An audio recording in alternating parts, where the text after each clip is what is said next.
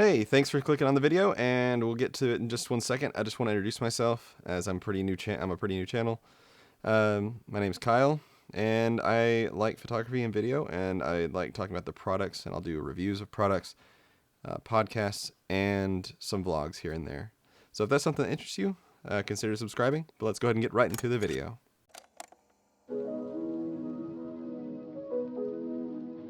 So today what we're going to talk about is budget-friendly video options, and I guess there's some in here that it would pertain to photography as well, but mostly I'm going to talk about some video stuff today. So the thing is that a lot of us don't think about the audio quality whenever we're doing some video on YouTube, right? A lot of us have lower end, maybe just use our phones, which I mean they take good audio recordings, but for me, I want to use something that's a little more directed and has a higher sound quality than that. So one thing I started out with, which was the Rode VideoMicro.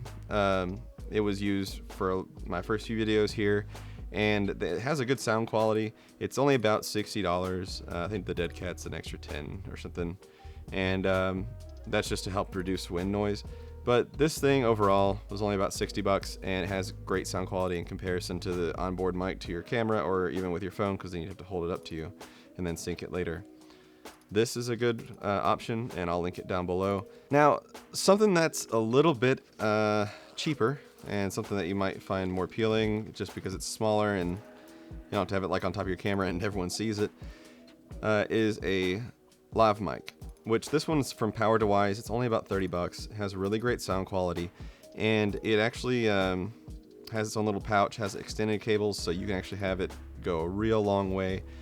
However, I don't like these just because whenever I'm out, like, you know, doing some video out on the street or something like that, I've got a cord attaching me to my camera, which makes it a little bit harder to not get caught on some things or trip over it, or if I'm trying to take photos as well.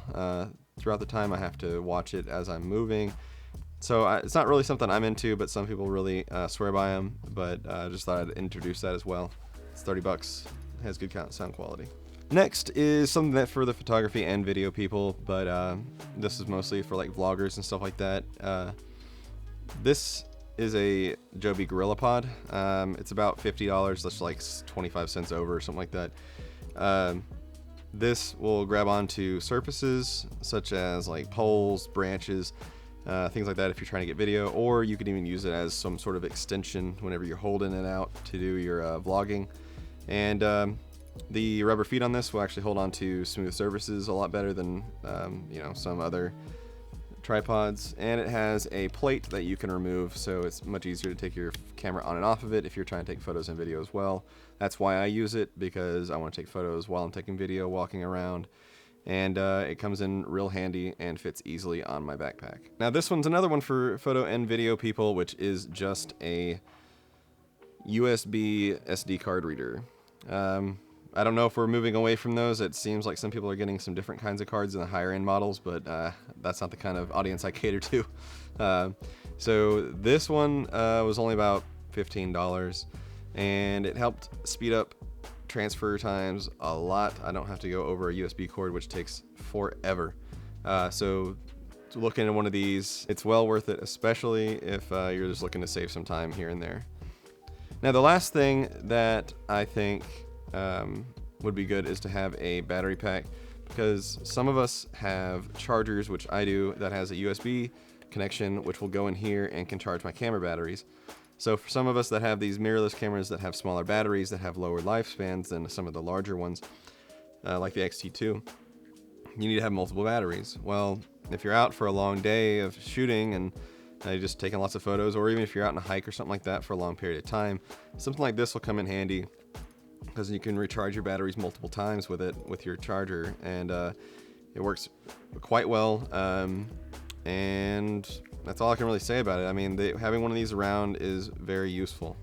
You know, and there's one other thing that I should have added to this list, is the lights that I'm using here are actually quite useful as well. They're only about $45, and that's with a battery, and so you don't have to plug them up. So even better, less cords, right? And they're only about $45 with the battery included. You can buy a charger and a couple batteries extra for $30. and that's also useful, so something to think of. But something about these, they're Viltrox L116Ts. I'll link it down in the description. Actually, link everything down in the description. But the cool thing about these is you can control the temperature of the light. Now, some of us that maybe are new to this that's on Kelvin scale. So these actually go from 3300 to 5600. And it goes from like a fairly orange light, as you can see from this side, to a more white and blue over to the left here. This is at 4500, so it's white. So I do enjoy this one quite well because they last for quite a long time on this battery. So that does it for me today, guys. I just would like to ask if you could like, comment, and subscribe to the channel if you enjoyed it, and I will see you all next week.